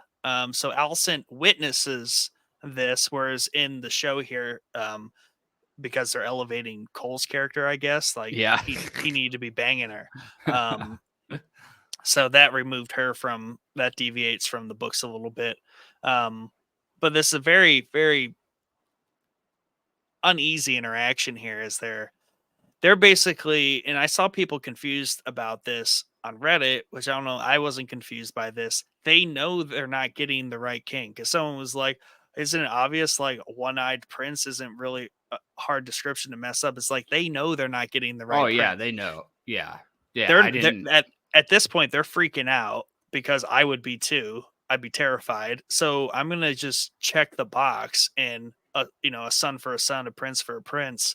I'm not, dude, they know who freaking Aemon is. Like, they're just going to go find Aemon in the night in the castle and kill him? No. Yeah, I think the problem is the handmaid found him.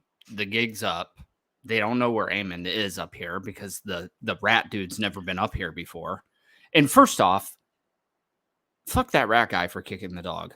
Let me just put that out there. I don't know. That was a shit. Necessary. That was such a shit. I think it's move, just the dude. show. He's just a he's just a shit bag. But I saw that, was like, what the fuck? It just panned. It escalated so quickly. Like he got in a physical altercation with the gold cloak dude, and then just turns it's pissed at the dog. I'm like, what the fuck did the dog do? Like, he didn't do anything, dude. Yeah. And we have like a giant gold cloak goon being the assassin that's going to kill Aemon. Like, dude, Aemon would wreck him. So even when Daemon was like, hey, this is the plan, I'm like, I don't know how that doesn't seem like a good plan. It's not a great plan. No, it's not a great plan. I mean, I guess find the prince and kill him. Yeah, find him in the place where you don't even know how to get to, let alone what's up there when you get up there. And let's send the biggest dude to do it. Like, he doesn't stand out like a sore thumb, as this dude's clearly a fighter, not a rat catcher, right? Yeah. So Big rats. is a big, yeah. So so I actually remember this story from those YouTube videos from Game of Thrones where they discussed it. It does pan out a little differently than it does in those videos. But my question is, did they kill the boy? I believe they killed the boy because I'm Or on did she board tell that, them the wrong one? no, I'm on Because she board tells that, them and then grabs the other one and dips. yeah, I think she doesn't like her husband, her brother. I kind of think she wanted to end the line there by having the at least primary heir killed. Um, so I think she in fact gave up the right one. Could be. And I she don't know. was They look sweating so it when they're similar. yeah, and she was sweating it though when they were like, "Ah, she's lying. She wouldn't give up the heir right away." Then he was like, "No, I think she's telling the truth." Yeah, right. But yeah, I don't know, man. I don't know. It was just the way. I get that she was scared. Obviously, that's a terrifying thing to presumably wake up to. The rat catcher has her by the time the gold cloak dude gets into the room, so we don't know if she's sleeping or what that interaction was like. Those But kids yeah, sleep she's just hard. like, yeah, it's that one, and then grabs the other one and dips quickly. So that whole timing just seemed off to me. Like, I was like, I Yeah, think she's lying, and she told the wrong one and grabbed the boy, and dipped out. But when she gets into Allison's room, she says they killed the boy. So maybe dude, I'm wrong. that was a realistic interaction. That's exactly how that would have played out. You know what I mean? Like, you roll up in the bedroom of your mom banging like Yeah, having the guard but like you just witness your child get murdered. It's like, I'm ignoring this, yeah, mother. yeah, Yeah, yeah, whore. yeah. And they killed the boy, which I thought was an odd choice of words. I think she was having some disassociation going on there. Yeah, she's not great with words to begin with, let's be honest. Mhm, She often yeah, speaks in riddles. So, but I yeah, think I that's thought it why was Go ahead. she did give up the boy. She's like, they killed the boy because that's the one I told them to kill. Yeah. Yeah, I did think it was odd that she just rolled up and had no interaction to Allison and Cole being in bed together.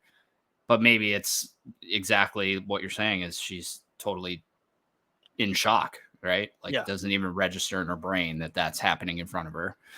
But I am curious to see what kind of shit Cole is going to get for this entire situation, because she's not going to keep quiet eventually that they were in bed together, and he was presumably the guard that was supposed to be guarding that family.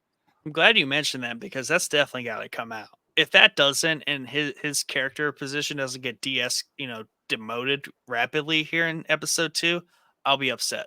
Yeah, me too. It's Me his too. fault for starters. Secondly, he shouldn't be doing what he's doing. Thirdly, he's stupid. Yeah, we just hate Cole. That's what it is. We Yeah. just want to see this fucker fail. That's the basis of it.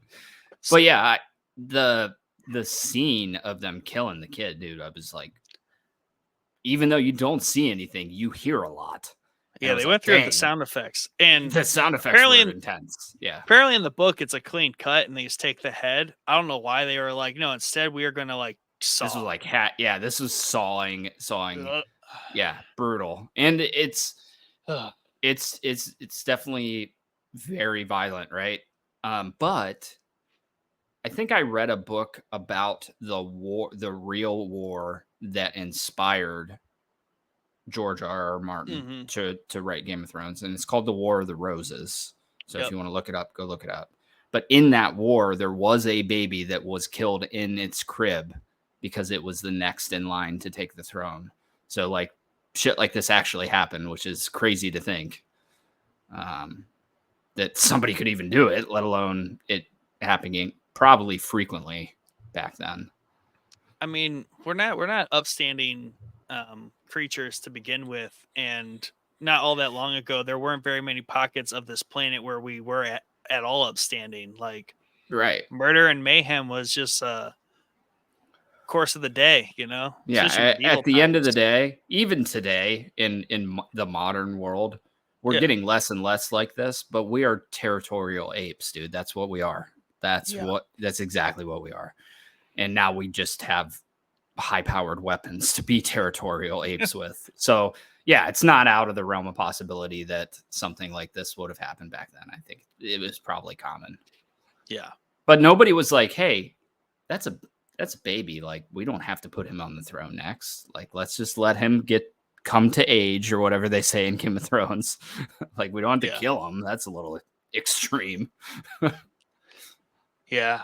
But like it wasn't even supposed to be an air thing. It's just like the one that killed the other one. Yeah. But the two dipshits that Damon, like Damon kind of slipped up here for concocting this half-ass plan in the first place, which in the preview for the next episode, Rhaenyra is not happy about because Oh yeah. she's been undermined as like now the prince killer Yeah. or the heir killer more The air killer. specifically. Princes Yeah. can die, but when you're killing heirs, like That's what I'm saying. I think that the target that they hit, even though it was a not their target they were going after, is a much more significant kill than Aemon would have yeah, been, because oh, Aemon's the prince. He's not going anywhere towards the throne as long as Aegon is alive, right? yeah. I mean, strategically, Aemon was the better target, but in terms of like chaos and like just debauchery, like yeah, this was the better one. It's the Yeah. heir to the throne. It's the more like more palatable story for like the general population. Like, oh, Aemon, that prince, they assassinated him. Okay, don't really get why. Okay, killed the other one, sure. Yeah. But when it's like, oh, the supposed real queen had a plot to kill the Yeah. heir to the throne, like, that sounds suspicious. Yeah. So, I mean, this And so it far is a tale of um, like Aemond accidentally killing Luke. Probably the best drama that you could think of because it kickstarts the war. Killing Aemon, not as spicy as killing the child heir to the throne. Like right. basically, the most spiciest things are happening out Yeah. of context of what should be happening. And I'll be curious to see how Allison takes this, because Allison is still, like we said, she's still wishy-washy on Rhaenyra, I think. And I wonder if this is going to be the tipping point where she's like, okay, fuck this bitch. Like that didn't need to happen. No, I think she should remain wishy-washy on Rhaenyra. Because I think she would appreciate that was not Rhaenyra that caused that. But Right. also, if Allison in the next episode does not acknowledge that Cole was supposed to be on guard duty and it is actually her fault, I feel like she's going to blame herself. Oh, yeah, that's a good possibility. You bring up a good point there. Definitely. That seems more like the Allison thing to do. She's going That to blame does. herself and Yep. reject Cole that she Yep. wants to reject, but like because she was even like, "Hey, this can't be happening," but it's still happening. Right. So I don't know. I think she's going to hopefully, yeah. I'll be upset at episode 2 if that whole situation does not have the proper repercussions. Yeah, I think it has. I mean, it has to. There's no other reason to put Cole in that bed at You're that right. specific moment. That's the only Correct. reason. Yeah, that's There the has only to be reason. more reason for this sexuality happening between those two. Like they have to get him in a very bad spot, not just Yep. the fact that he's sleeping with the queen or queen's mother. He was not at his post, Right. and he's about to That's the get biggest part. demoted. Yeah. Yeah. Poor Cole, dude. I mean, I hate you. Don't get me wrong. I hate you as I a hate character. you, I bro. think you're awful. But man, you should just stay away from the Royals, I think, because it's not panning out for you any direction you go with them. Didn't pan out with Rhaenyra. It's not panning out with Allison 2 days into the into the relationship. 3 days into it, a catastrophic event has happened. Yeah, he was doomed from the moment he gazed at those two up on the balcony at that tournament. Like, he was doomed. Yep. He set himself up for failure chasing that tail.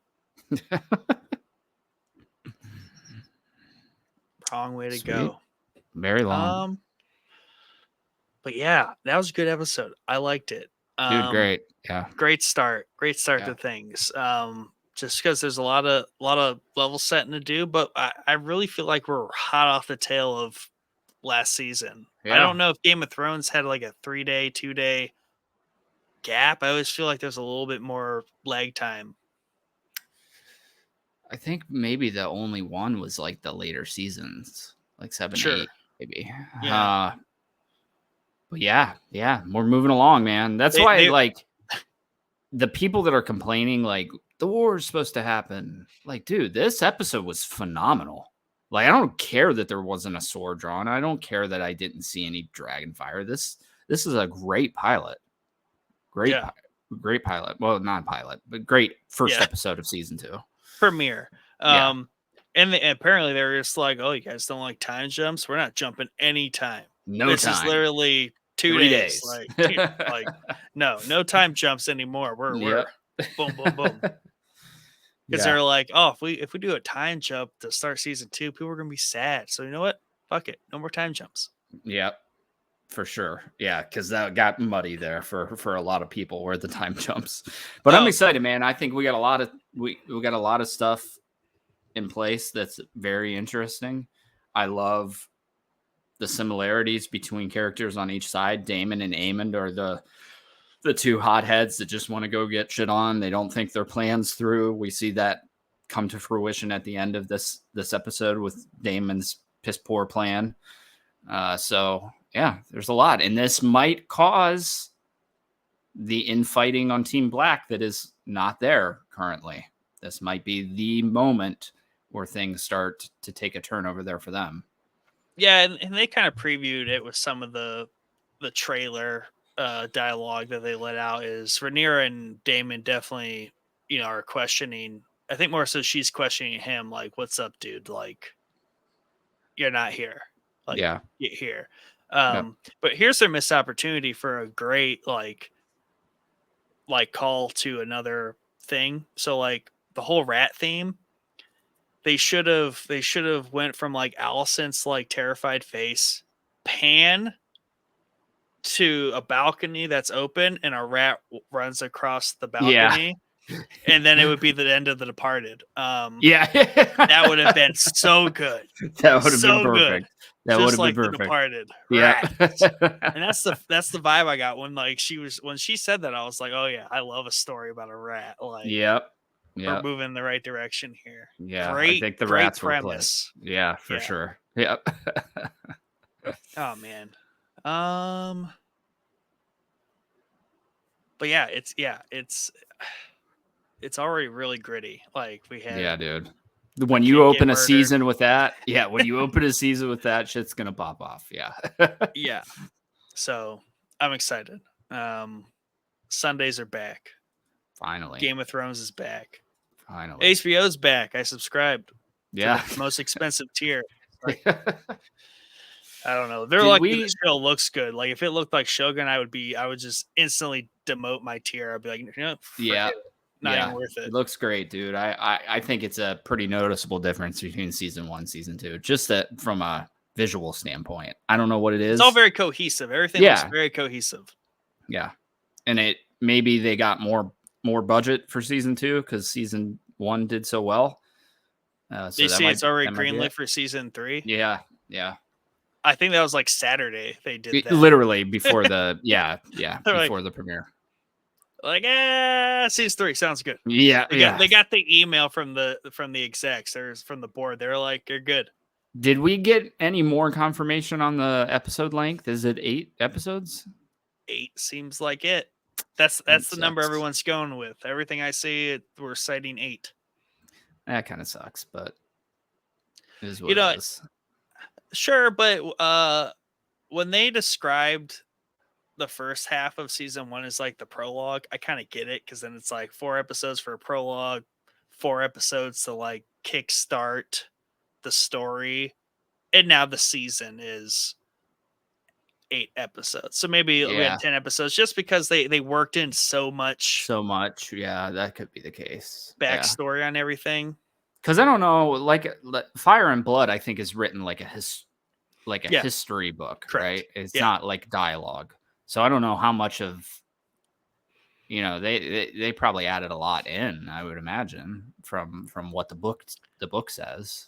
So correct. Yeah, like it's not a lot of quoting or dialogue or anything. A right. lot of it is like just storied events, and then they're just putting them to paper in terms of Yeah. characters and stuff. Yeah. I mean, everyone's very well described and all that stuff, but like Yeah, and I gotta dialogue, be no. honest, that's like, in my mind, that's a more impressive feat than what Game of Thrones did, which was a bunch of books that weren't written like a history book and did have dialogue. Obviously, there was a lot changed. Excessive amounts of everything. Yeah, but this is just a single book written in a history fashion, just telling the events and what they've done so far of season 1 and this first episode. I'm impressed. Yeah, and something tells me maybe it is just 3 seasons, which would make sense to me, like 3 arcs to it all. And that's why they announced it so quickly because like we're not gonna not finish it. So just to Right. keep the hype going, they're like, "Hey, announce season 3 right before the premiere." Yada Yeah. yada. So Yeah. we might park it at 3 seasons. I mean, there was no chance they weren't gonna not renew it. Like, No, no, I didn't think there was any chance either. I did think it was funny they did it so rapidly, but I think I'm landing more 4 seasons, especially with we're getting 8 episodes here. I think 4 seasons is probably what it's gonna take to tell this whole story. But we'll see. I don't know how long they drag it out or don't drag it out. dragging it out. Oh, Yeah. Anyway, you got anything else? I don't think I have anything else. Great start.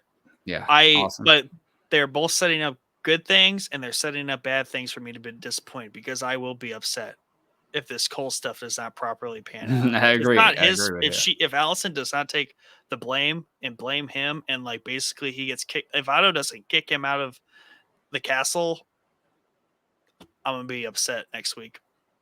I think you're gonna get it. Yeah, I think you're certainly gonna get it. Good. I don't know if you're gonna get him kicked out of the castle, but it's gonna become a thing. It's gonna become an issue. I want him to like have to go into hiding and like try to go to Team Black. That would That's be not true. fucking phenomenal. Yeah, yeah, That's that not would true be. because well, no, I mean he's shown in the trailer like riding in battle in his gear. Right. Not that it couldn't be for Team Black, but I'm Yeah. pretty sure it's not. So yeah, we can't get rid of him too much. He's You already would think been. if he gets kicked out of the castle, like just dip and go somewhere else, bro. Like you're not made for this world. Like Yeah. you gave it your best shot. Move on with your life. Go be a fisherman Yeah. or something. But if he has a falling out with Allison, like he's got no other chick Nothing. to like lean into. So No. he's gonna be like in complete spiral. Yeah. And Rhaenys, he's here he comes, Rhaenys.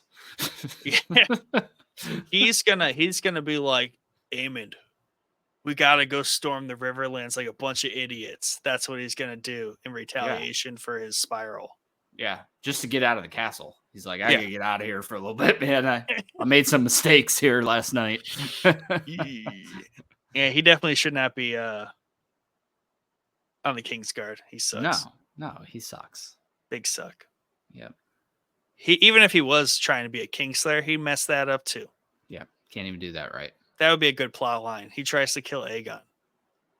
And he That would be great. fails. And he fails. Yeah, it's just constant failures for Cole. That's what I want to see. And the more of this episode is we hate Cole. Yeah. Hate Kristen Cole. He Same as sucks. season 1. Yep. Big suck. Big suck. Well, thank you everybody for tuning in. We'll be back next week for recap episode 2, obviously. Always great. Shout out top tier patrons, Yusuf H, Tim B, and the infamous Joe C. You guys are great. Yeah, go watch House of the Dragon. It's gonna be a good season. Good TV is back. The summer is Finally. hot. Finally. It's gonna be really hot this week too. Like, might as well Yeah. have dragons breathing fire out there. Dude, it feels gonna like suck. they're up here right now. It's so hot up Just here. breathing heavily Yeah. over top your house. Like, Yeah, it's so hot up here. humid, hot air just everywhere. It's just dragon. Terrible. I love it.